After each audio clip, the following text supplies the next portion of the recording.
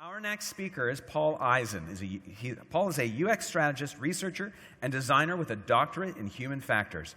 Paul brings a structural design and analytic perspective to the creation of human-centered products and solutions.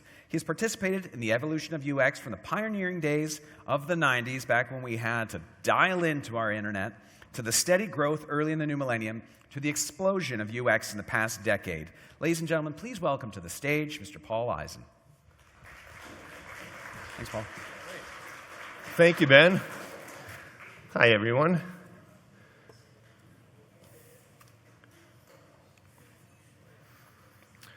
For years, NASA's agencies and programs have been tackling their web presence independently, leading to hundreds, in fact, 3,000 separate websites. Millions of data points and messages were getting lost in a sea of fragmentation, and NASA needed a way to bring the wonder of the universe to the globe, to the world, in a way that was simple, accessible, and engaging, and to help inspire the next generation of scientists. And that required planning. Well, Blink, which is a company where I'm working now, had the opportunity to consolidate and create a unifying framework for these websites, which allowed us to focus on creating a content management system and a comprehensive design system that prioritize user experience. They prioritize accessibility and storytelling. And at this point now, and to this day and beyond, NASA now has a web presence which is stable, and where NASA can gracefully extend content and functionality without having to refactor their presence. This is a good news story, and it's not an uncommon story. I'm sure you all have familiarity with some variation of this story. Now, today I want to talk about something that is a foundational step in our design process, and that is high-level design. And sadly, we don't do it enough. So I'm going to talk a little bit about why we don't do it enough and where we should do it and how we can persuade our peers and our leaders and our project managers to do this. And I'm going to talk about what we should think about when we're in the high-level design stage. You know, I've seen some amazing evolution within our discipline, within our domain. I've seen first of all, just a global broad awareness of design thinking, of human-centered design approaches, which has been popularized through the design thinking models that we've been now communicating in arts and science programs and business programs throughout the globe. And so our peers now and our leaders are aware that there is a way to do this and a way to actually create solutions that can engage. You know, we've also, Ben introduced me as having a structural and analytic approach to design, and I'm really pleased to see how we've done a great job of integrating those approaches with our creative approaches to design, so we're creating more holistic and effective outcomes. And we also have some fantastic tools that continue to allow us to learn faster and to build faster. And that's all goodness. And one other thing that's happening that we're all aware of is this move to agile, to the whole philosophy and execution of agile, where finally we are stopping with these big bang, all singing, all dancing solutions that by the time they're released, they're irrelevant. And we're at the point where we're releasing very frequent releases of incremental functionality to provide incremental value to users. So all of that is goodness. However, as Indira Gandhi warned, popularity is not a guarantee of quality. And in this exuberance to be able to move towards continual releases, continual delivery, we are sacrificing all too often that high-level design stage. And I don't know how many of you have been asked, well, we've got this understanding now of the problem we need to solve, so get in there and work on release 1. And we've already got our backlogs figured out and our sprint content figured out, and it's time to jump in and start designing. I want to just take a sidestep quickly to an analogy in the urban planning domain. So what we're looking at here is a map of London, and this is the center of London.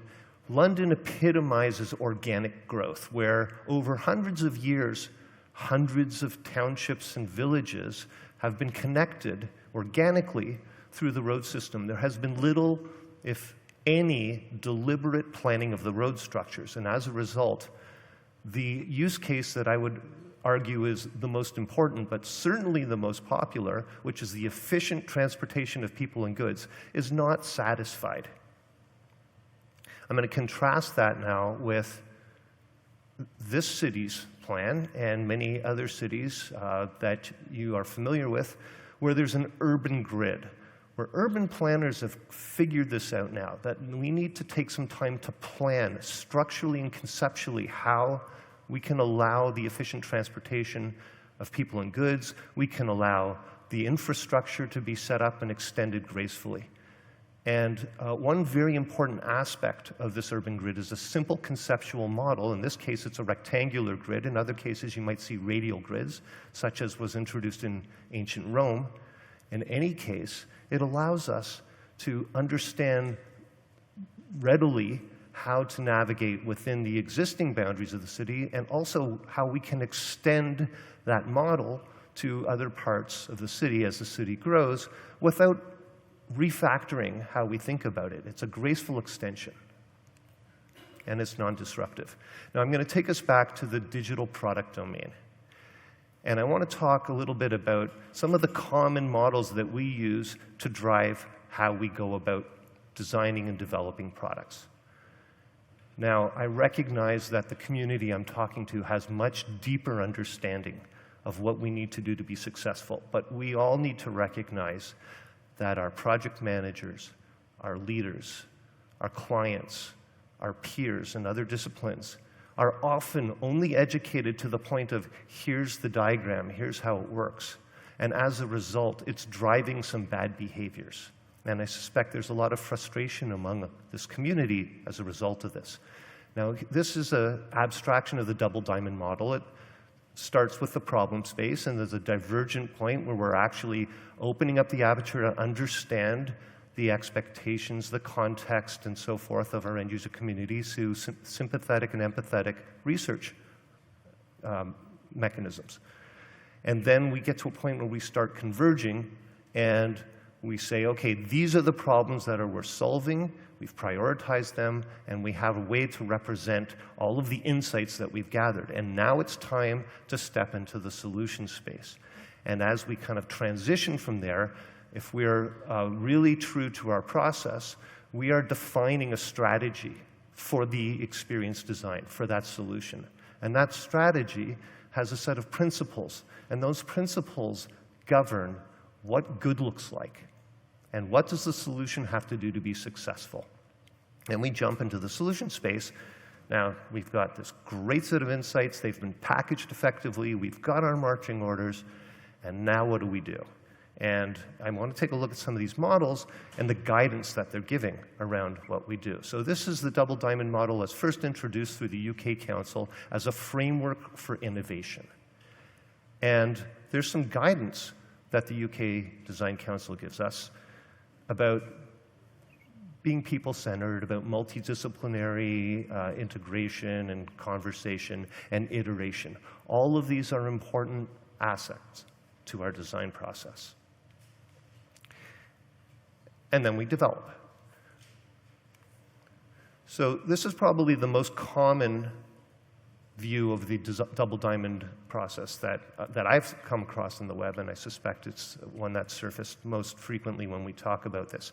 And we're breaking this down a little bit. So we've got, again, in the divergent stage, research and empathy, and then this word define, which actually can be confusing, because define is often used to talk about defining the solution. But in this case, what it means is that we're clarifying what the problems are, and then we're establishing our strategy for the solution. Then we get into the solution space. And here's what we have to go on. We're going to ideate, and then we're going to prototype. What are we going to ideate, and what are we going to prototype? I wonder if I were to poll this community, how many different answers we might get. Dan Nestler posted this, which is possibly the most detailed diagram. And I don't expect you to look at all the writing on this to be able to read that. But what I want to point out is that Dan introduced this notion of a design vision here. Something for us to think about, actually, to start thinking ahead about our design. Still, we're ideating, we're evaluating. What are we focusing on? And when do we do this? And how do we communicate this to our peers? Some more popular design processes. This is the 5-step linear process that you've seen many times. This is the Stanford Design School's representation. The design school says, for ideation, there's some guidance. And we actually, if you look into the details there is some really nice guidance around that, brainstorming techniques and opening up our creative thinking, lateral thinking, et cetera. And then we get into prototyping, and there's some good guidance around that too. What it doesn't do is say, you need to start with the foundations and the framework, and you need to plan your design before you get into the details of executing your design. This is the 5-step nonlinear process. This is introduced by the Interaction Design Foundation, and it is a globally recognized UX association. And the guidance we get here is that tests create new results and ideas, and prototypes sparks a new idea. So what are we testing? What are we prototyping? Again, there's no guidance. Probably the most well-known UX consultancy globally, the Nielsen Norman Group. And under Ideate, we're told to generate a range of crazy creative ideas. That's great. We want to think broadly. And then what do? We prototype. We build real tactile representations for those range of ideas. This is IDEO's adoption of the roller coaster model, as I refer to it. It's a different model. There's some guidance there. It's the same problem. This is the lead UX model, where we look at the opportunity for hypothesis and experimentation. All of these models have one thing in common, and that is that they do not differentiate between a stage where you plan your design and you think about the framework of your design rather than just jumping into the details. And I think that's a problem. I think that means that we start going by our instincts, by our knowledge, by our talents and our experience, and we do what feels right. And that can be pretty good. But in the spirit of this exuberant push to rapid releases of functionality, we don't necessarily give this step the time that it requires. And we need to think about the purpose of this and why it's so important that we have to start spending more time with our peers, our project managers, our leaders, our clients, to be able to explain why we need the time to do this. I want to go back to this whole model of agile and how through this movement towards the gold standard of continuous delivery, we're sacrificing this stage. What we see is that rapid releases of functionality introduce change. And change, we think, is a bad word, right? Hang on. People are resistant to change. We have to unpack that a little bit and recognize that there's change that is disruptive, that is not graceful, that causes us to relearn, that causes us to refactor. And then there's change that is graceful and non-disruptive, that extends what we already know, that doesn't disrupt our interaction with a product, a digital product. And Jared Spool, who will be talking later here, has a wonderful term for that type of change. He refers to it as embraceable change. And that's where I think we really need to pay attention, is the purpose of a high-level design, and we refer to it at Blink as a North Star design. You might think of it as conceptual design. You might think of it as an experience design framework. Its goal is to minimize the impact of change on all of the stakeholders, on the stakeholders who are part of development, on the stakeholders who are receiving the product, and on the end users themselves. We want to minimize the impact of change. And we can do this by focusing on those areas of the design in a North Star or high-level design phase that allow, that they're robust. They anticipate the population of content and functionality that we're going to deliver as far as the horizon is that we can imagine. It's not going to be 100% right, and we're going to have to do some refactoring there, but it's going to give us the highest chance of success. All right, so 3 objectives of this to achieve this goal. One is scale, so we want scalability. One is alignment. So this is something now, by creating and defining this high-level or North Star design, we are coalescing all of our multidisciplinary team members to focus on a solution so that we have a cohesive outcome. And finally, optimization. When I look back at the words that we just experienced and the guidance that we're given in these very popular design models, ideate, ideate, ideate, prototype, prototype, prototype, test, test, test, generate a range of crazy ideas and then prototype those ideas. It reminds me of what mathematical theoreticians hypothesized in the early 19th century, that given enough time, 1,000 monkeys on typewriters could reproduce the entire works of William Shakespeare. Now, I'm not trying to equate this design community with monkeys in any fashion. Fortunately, we have our gifts, our knowledge, and our experience to bring with us to address this problem. But we never have infinite time, and we certainly rarely even have enough time. And then within that period of time, we're making decisions about what can we focus on to ensure that we minimize the impact of change on all stakeholders. Where do we focus, and when do we do this? And so what we're actually doing, in my opinion, is sub-optimizing. Even when we take the time to do the high-level design, if we're just looking at different stuff, whatever occurs to us, we're sub-optimizing.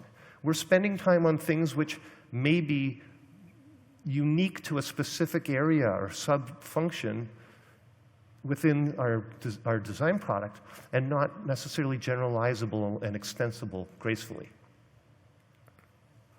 So here's what I want us to do with our design process, just to reinforce this for our peers. I want to take that word test, and I want to say test isn't a phase. Test is a technique that we do when we're rolling through the various phases of our solution. And so we're going to recognize that.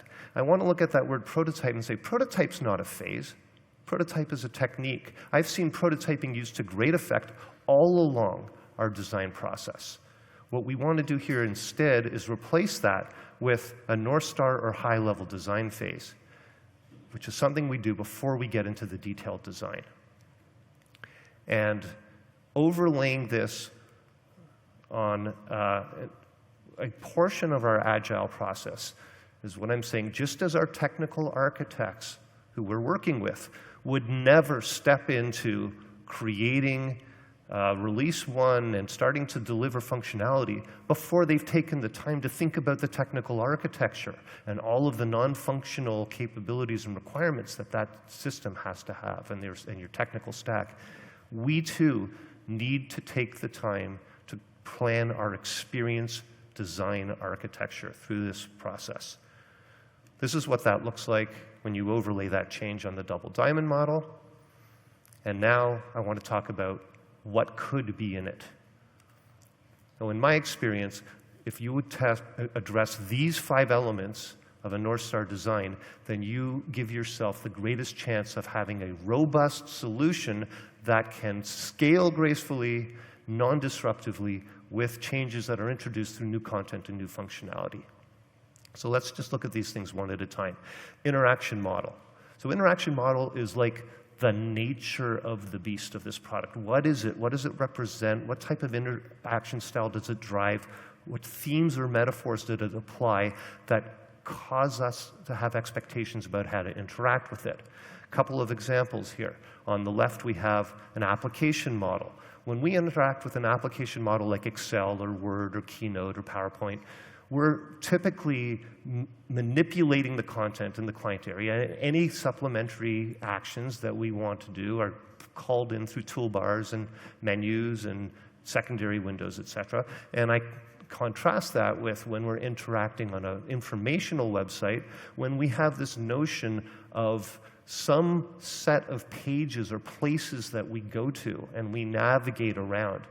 And then there's, if we look at another form of representation on a website where we have portal models, and there's many of them, this idea of having widgets or web parts or modules which sit on pages and can be cloned or mirrored to other pages and have certain types of functionality in terms of maximizing and minimizing that, based on our expectations and design conventions, we recognize and can interact with. And I'm actually just jump back here to the one last model that I think is worth thinking about. This one is an example where a strong metaphor drives our interaction behavior. And we're looking at Netflix here, and we're looking at choose your favorite streaming media service. We're still walking through Blockbuster, browsing shelves. That's what we're doing, and that sets an expectation for how we interact. And it's effective. It's certainly allowed us to get into this model and use it effectively. I'm really looking forward to some innovation in this space so that we can discover streaming media content in different ways. Okay, that's the first component. Now let's look at the high-level interaction. Information architecture has the second component. This is nothing new at all.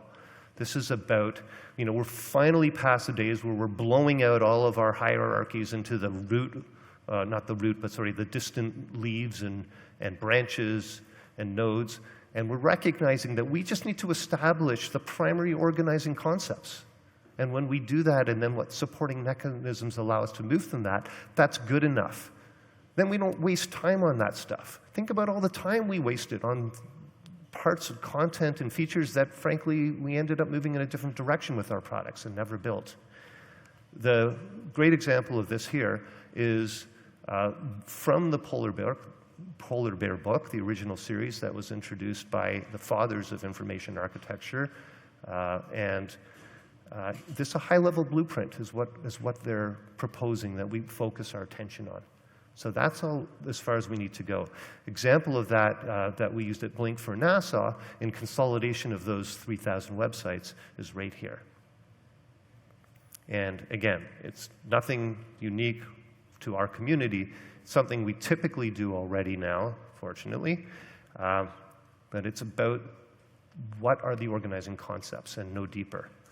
Okay, the third area is global components here. Now, global components are the landmarks of our products. They're the things that keep us oriented. They're the persistent capabilities that we can rely on whenever we need to log out or whenever we need to confront an action that may be at any point in our journey through product. And so you can see some of the elements here. Window management, I put in this category, headers, and this, site-wide filter would be a unique component that you might want to include to kind of vary the perspective of content that you have. In any case, these are the landmarks. And if you think of them up front, again, they can enable graceful change. The fourth area here are key design patterns. Now, at Blink, we refer to these as signature experiences. These are the core of your interactive concept. They make your solution unique, and they make it effective. And this kind of blurs the line a little bit with detailed design.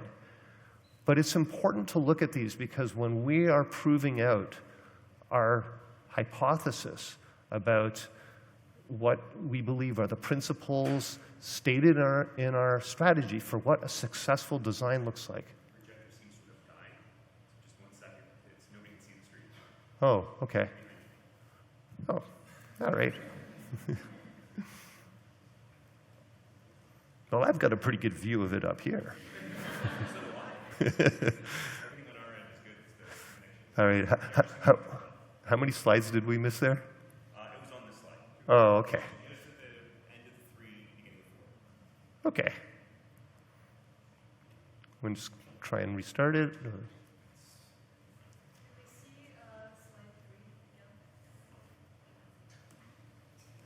Slide.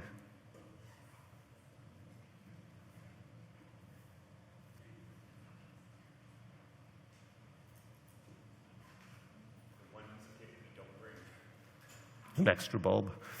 An extra bulb.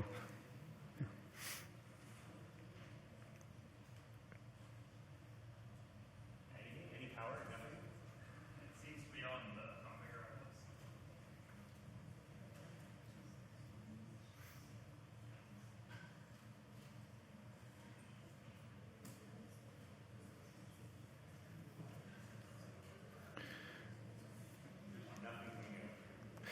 So I'm almost through, and I can probably just articulate without the slides the last bit. Awesome. Continue with that. I still have the slides for the live stream, though, if you want. Just verbatim. Sure. The only thing we're going to be missing is like a really visually compelling example of a key design pattern. And I won't try and describe it.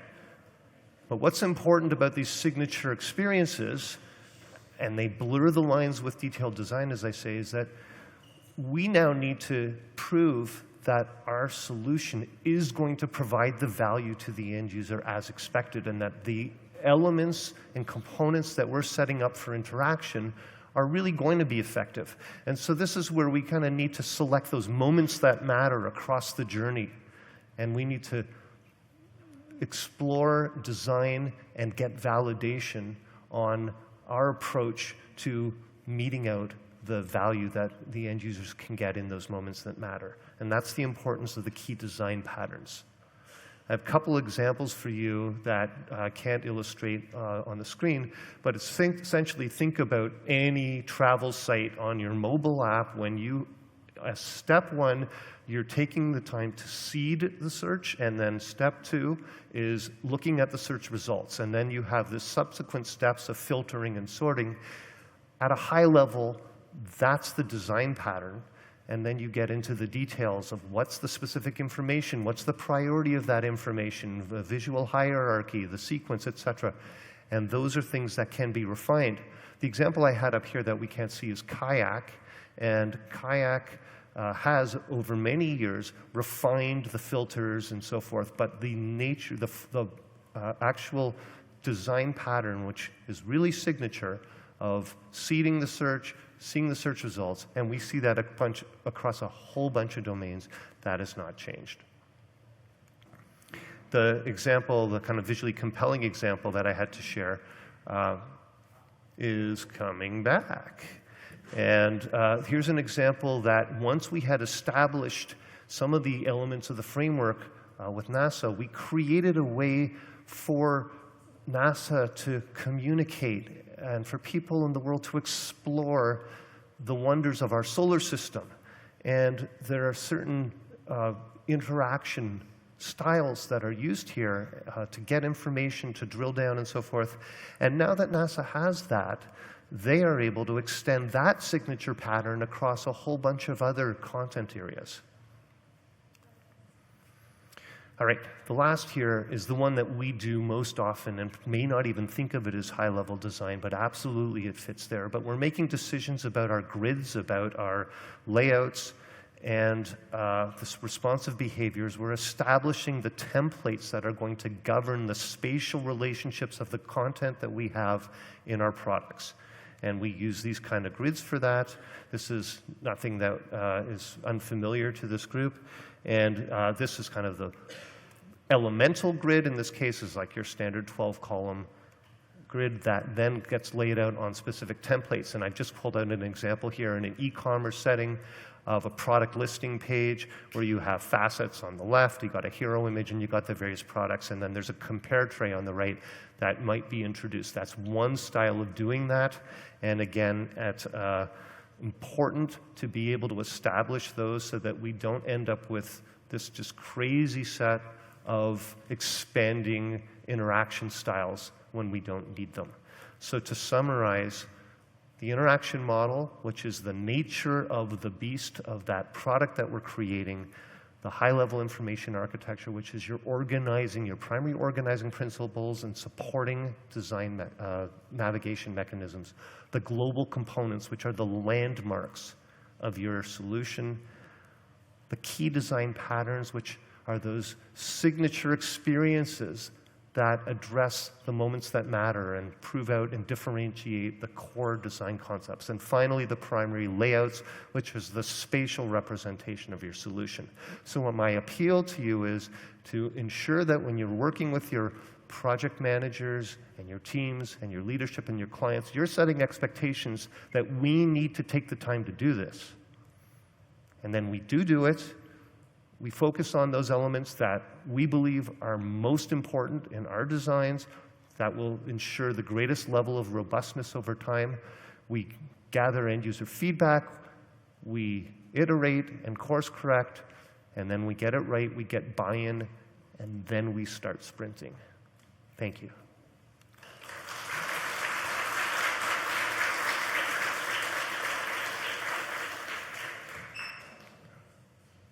Thank you, Paul. And apologies about the projector. We seem to have it back up. Have a seat. Fantastic just to look at these models, and something that I think a lot of people probably use day in and day out or are very familiar with and think of as immutable, and recognize that there are certainly areas for opportunity to expand and grow and actually adjust. I like to think of a lot of the talks I hear at FITC as we're often just looking at how far we've swung a pendulum one way, and now we're swinging pendulum back the other way, and it's about finding that equilibrium between it. And this seems to take an idea that maybe didn't exist before, move into design thinking the way we see it these days, and realize you can sometimes go too far, you can miss an opportunity, and you need to sort of carve back into a space to keep improving. Indeed. And I will say it's not a coincidence that my background is structural design. Right. And these are the areas that we recognize are the ones that have the opportunity to gain the greatest level of understanding. And then you infuse the creative expectations, and there you have it. There you have it. Yeah. So we have a couple questions here. As a reminder to everyone who may have joined a bit late, if you do have questions, you can go to fitc.ca/questions, and that will bring you to Slido where you can add a few more. I'm going to start with Jill, who posted a question. Why do you think design thinking models that mislead us are so popular?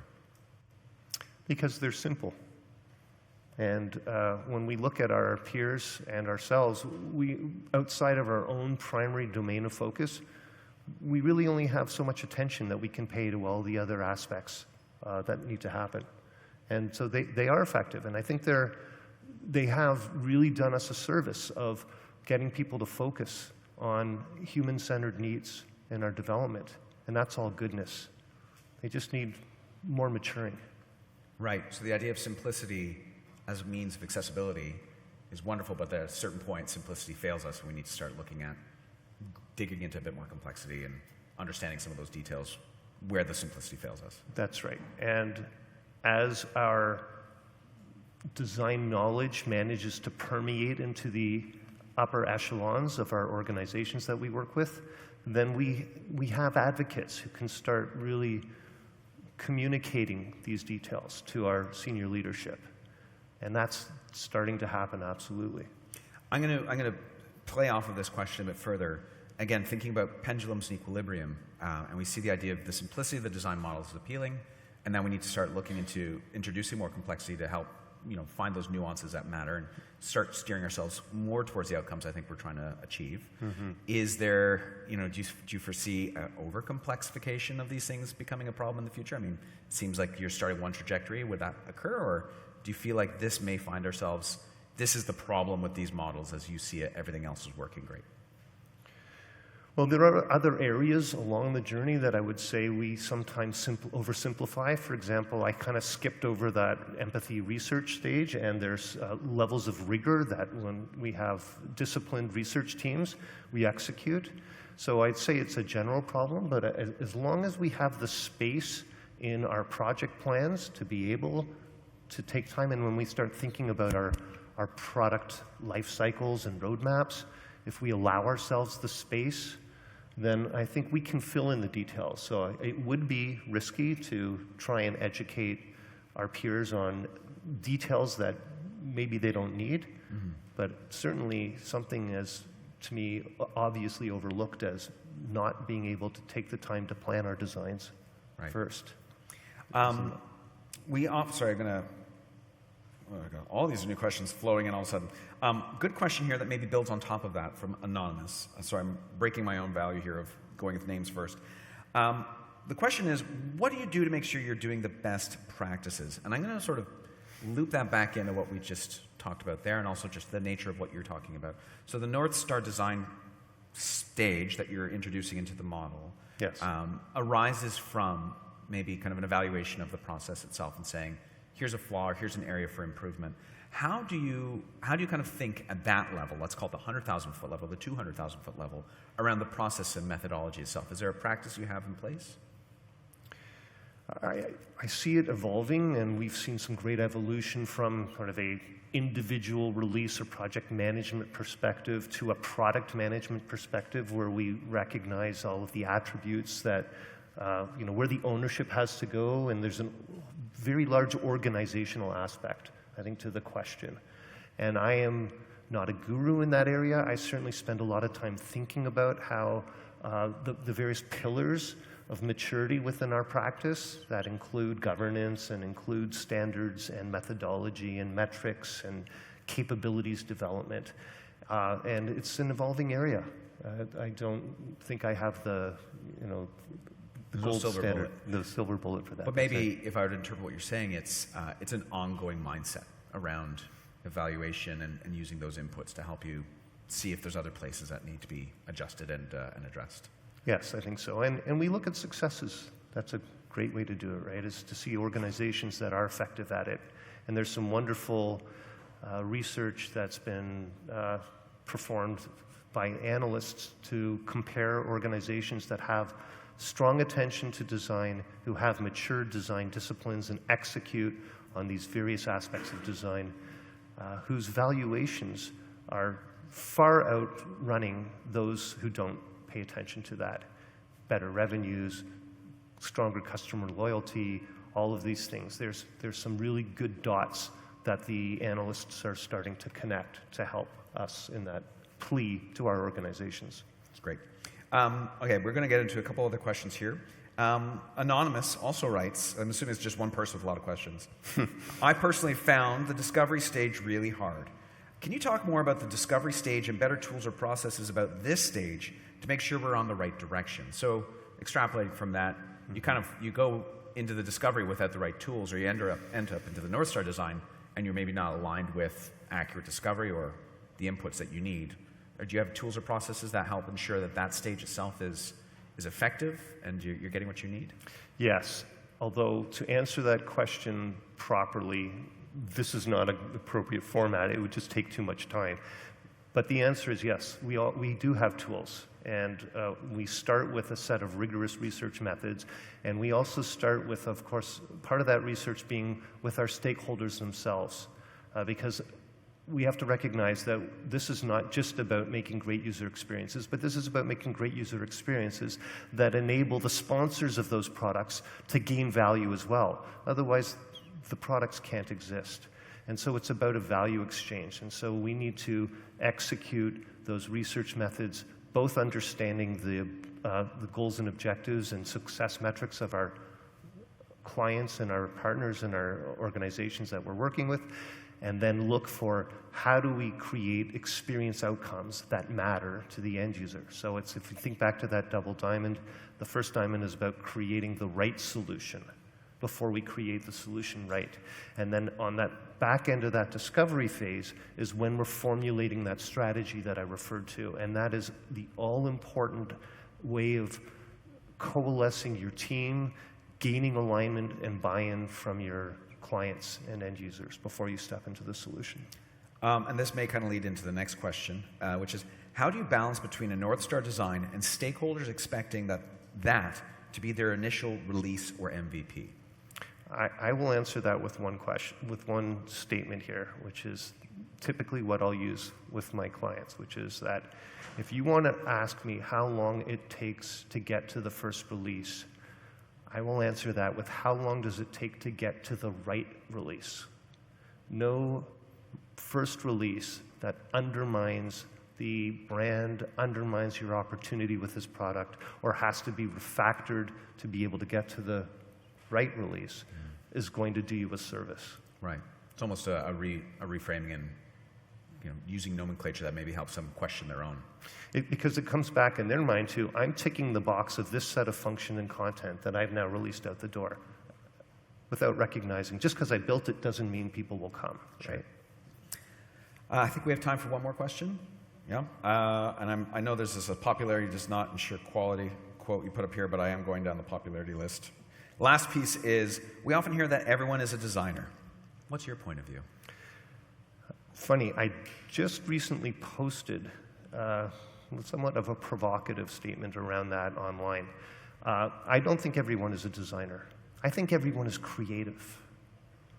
And we need to embrace that creativity from all of our peers, from our clients and the multidisciplines. People think hard and they have great ideas. But a designer is someone who can coalesce those ideas into a unifying and coherent outcome and serve the various needs, be sensitive to the various constraints of an environment in which a product is being developed and designed.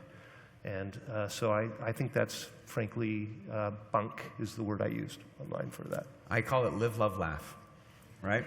You can put that on your wall and it looks creative, but really there's a lot more that goes into those sorts of ideas. Yeah. And that's a dig at interior design. Thank you very much, Paul, for your time, ladies and gentlemen. Thank you. I'm sure you'll be around.